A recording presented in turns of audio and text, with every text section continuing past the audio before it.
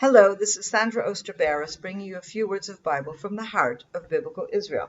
This week's Torah portion is Shelach, and it tells the story of the spies. It begins with the sending of spies. Each tribe has its own representative, and they go to scout out the land of Israel and to bring back a report. And of course, it's all downhill. They come back and they start saying, yeah, there's nice fruit, it's good, but this is a land that has giants, this is a land that is impossible for us to conquer, there's no way we're going to succeed. And of course, this is a terrible sin, and that condemns the entire nation, that generation, to die in the desert, and it's only the next generation that will go into the land of Israel. So I want to focus on a very small little verse here and some of its ramifications. If we look at verse 22, we are right after, this is chapter 13, verse 22. We have the spies have entered the land and they've gone here and there. And then we have this one particular verse that says as follows. They went up to the Negev and he came to Hebron. Now, some of your Bibles may say they went up to the Negev and came to Hebron, but that is an incorrect translation because there is a change from the plural to the singular tense in these verbs. So it is literally, they went up to the Negev and he came to Hebron. And there were Achiman, Sheshai, Talmai, the giants, and Hebron was founded 7 years before Zoar of Egypt. We have the whole spies going up into the Negev, which of course is the south of Israel. And from the Negev, if you keep going north, you're naturally going to pass Hebron, certainly if you're going along the main roads. These, by the way, are the same main roads we have today. But there's only one person that went to Hebron. Who was that person? In order to solve that problem, you've got to go to Joshua. Joshua 14.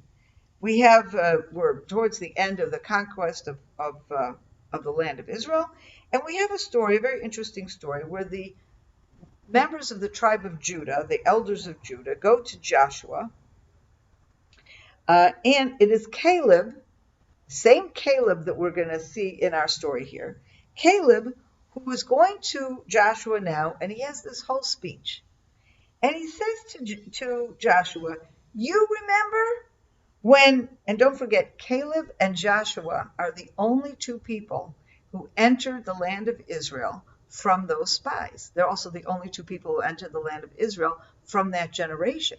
So Caleb is going to Joshua, both of whom were partners in this spy deal, okay? And he's saying to them, you remember when God sent us, to Kadesh? And he says, I was 40 years old when Moses, the servant of the Lord, sent me from Kadesh Barnea to spy out the land, and I gave him a forthright report. While my companions who went up with me took the heart out of the people, I was loyal to the Lord my God. Okay, we know this already. But here we have a piece of information we don't know. On that day, Moses promised on oath, the land on which your foot trod shall be a portion for you and your descendants forever, because you were loyal to the Lord your God. So it seems that when Caleb came back with his report to Moses, Moses at that point says, that place where you were, I'm going to give that place to you. Okay? So now Caleb is coming to Joshua saying, okay, this is a lot of years later, 45 years later, and he's saying to Joshua, okay, time to fulfill that promise that Moses made. How do we know what that promise is? Until now, the place where you were, we don't know what it is, but then it's his request. He makes it clear. He says, that promise, so give me the city of Hebron. So we know that the place where he went, where his foot trod, was Hebron, and therefore Moses promised him Hebron, and now he's going to Joshua, please fulfill Moses' promises to me and give him Hebron. And indeed, he gives him Hebron. So if we go back to our story now, who is it that went to Hebron? Caleb. Okay. Now what happens? Okay, Caleb, of course, he and Joshua are both the ones who bring a better report, a good report, an honest report, as opposed to the rest of the nation.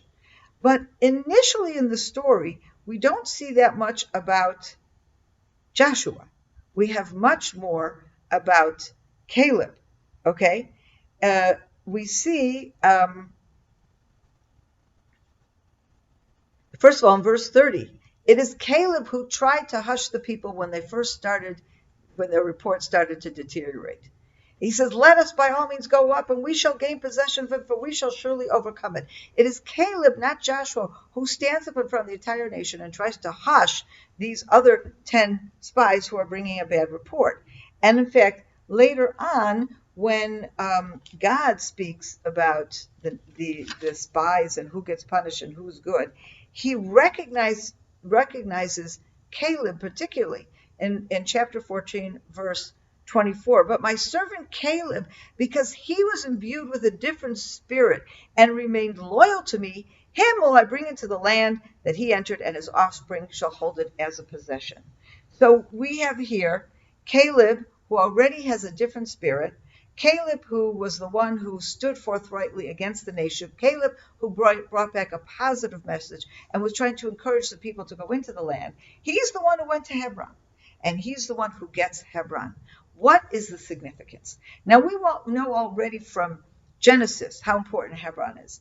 Abraham buys the cave in Hebron, the cave of Machpelah, to bury his wife Sarah. And we have this idea of the burial of the forefathers and the foremothers, Abraham and Sarah, Isaac and Rebekah, Jacob and Leah. They are all buried there. And at the end of his life, when Jacob instructs his sons to bury him in Hebron in that same cave, he reviews that whole story again. There's a tremendous amount of repetition in the book of Genesis with regard to Abraham's purchase of the cave of Machpelah in Hebron. Almost as if to say the Bible is telling us, pay attention to Hebron. It is very important. And so if we go back to where Hebron begins, we see it's Abraham, Isaac, Jacob. All these people are very important. Who comes next? Judah. Not necessarily the son Judah, but the tribe Judah. It is Judah who will inherit the land of Judea, which is where Hebron is associated. And then from within Judah, who is it that will inherit Hebron itself? It is Caleb. Caleb is from Judah. He is the person who is he was the designated leader from Judah to become one of those spies. And then finally, who is the next descendant of Judah who is significant to Hebron? It is David himself. King David first becomes king of Judea before he succeeds in being king of all of Israel, and his first capital is actually in Hebron, where he rules for 7 years. And so I think what we're seeing here, Hebron in so many ways represents the source of the hold of the nation of Israel on the land of Israel. It all began with Abraham, and it began with this very first purchase of land in the land of Israel, that the Bible attributes enormous significance to throughout, culminating in our story here with Caleb visiting Hebron. Why is it that Caleb visited Hebron? Because he understood that this very place is the source. If we understand how God first promised the land to Abraham, and in that sense created the connection between the people of Israel and the land of Israel, if he understands that connection, if he chooses to make this special stop in Hebron, there's no question he will understand that this is a land that God has designated to the nation of Israel, and he will come back and have a good report, because he understands that it's not just a nation of people that are now liberated slaves, wandered in the desert for a bit, and are going to go up and conquer a new land. He understands that this is the land that God has designated for the nation. So it doesn't matter if there are giants, and it doesn't matter to what extent the Israelites can fight or not fight a battle. He understands that this is God's plan, and they just need to follow God's plan, and all will succeed. Caleb, Hebron, this is the key to everything that comes later. Have a wonderful weekend. Shabbat Shalom. I hope you enjoyed that film. And we have lots more film content and emails and articles that I'm sure you will enjoy as well. Check out our website at CFOIC.com and subscribe to our newsletter. You can do that right from the homepage. I know you will really enjoy the content that will land in your inbox on a regular basis. Hope to see you soon.